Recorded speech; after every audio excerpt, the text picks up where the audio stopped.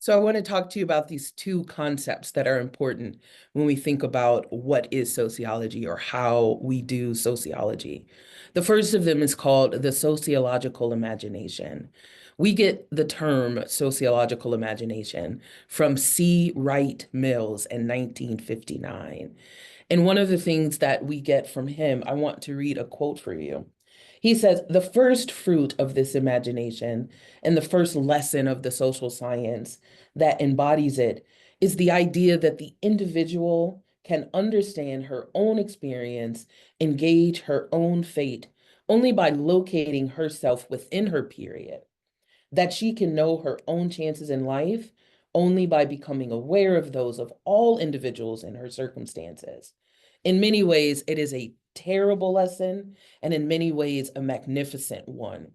And it's terrible because what we recognize is that we're not as unique as we thought we were. The thing that's magnificent about it is that we're not by ourselves in this situation. The idea, again, is if you want to understand an individual or your own social life, then you have to be able to understand, you can understand your life's chances or what's ahead of you by thinking about other people in the same social circumstances as you. And so we make these distinctions then in sociology, or this recognition that there's a connection between personal troubles and social issues. So even when we think about somebody, for instance, struggling with unemployment, we can say, I don't have a job, but a sociologist would say that personal trouble might be reflected or connected to a larger social issue of unemployment, changes in industry, the pandemic that we went through in 2020, for instance. So to understand where a person is socially, what kinds of opportunities they have ahead of them, then it's not just an individual in their biology, for instance. It's the individual's biology within the historical context, the personal trouble, and the social issue. And it's only the relationship between those two that help us understand what's going on with any situation. So the other thing that we get when we talk about sociology or how one thinks or does sociology is the sociological perspective. And the sociological perspective is not the same as a sociological imagination, but it is telling you to look at two things. So instead of just history and biology, it's telling you to um, what's the word that I want to be able to do? You step back and make the familiar strange. Let me write down here.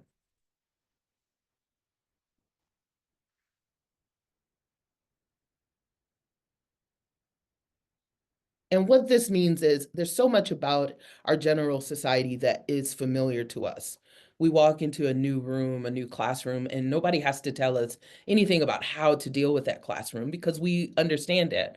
But if you want to start to think about the social behavior, why do we do the things that we do?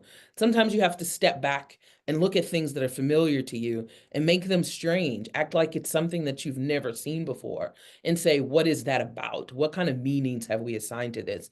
Why do we do it this way? Clearly, if you thought about it in another society or another culture, you might find that what they do seems strange to you, but it's only strange because it's not familiar. So to understand your own society, the first thing you need to do to take a sociological perspective is step back and make familiar strange. The other thing that you want to do is find the general in the particular. In this case, what we're saying is there's some things that's going on in society that seem interesting to us. Phenomenon that I might say that that's interesting. Why is that the case? For instance, I might say, why did women in the 1920s wear super, super duper short skirts when women in other eras wore really, really long skirts and walked up different flights of stairs from men? There's something in that fashion that's very particular. I would like to understand fashion, for instance. But instead of focusing just on those particular things, the skirt themselves, you might want to step back also and see what are the general patterns. what is being reflected in particular fashion choices that might be indicative of things that are happening general in society. Sociology is interested in patterns, in general understandings of society, because it is appropriately understood for large groups of people, not just one individual's fashion choices, but understanding the role of fashion or the values that are going on in society. Short skirts might be a difference in the way that we think about modesty, or short skirts might be people's very particular resistance to understandings about modesty. That attitude in society would be very interesting to us, but I only know that if I'm looking for general understanding about that particular thing.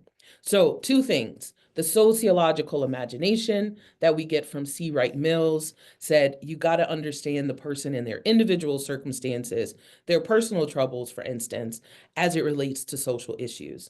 The sociological perspective says look for the things that are familiar and make them strange. Make the strange familiar.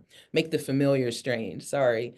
Or it says look for the general and the particular, sociological imagination and the sociological perspective.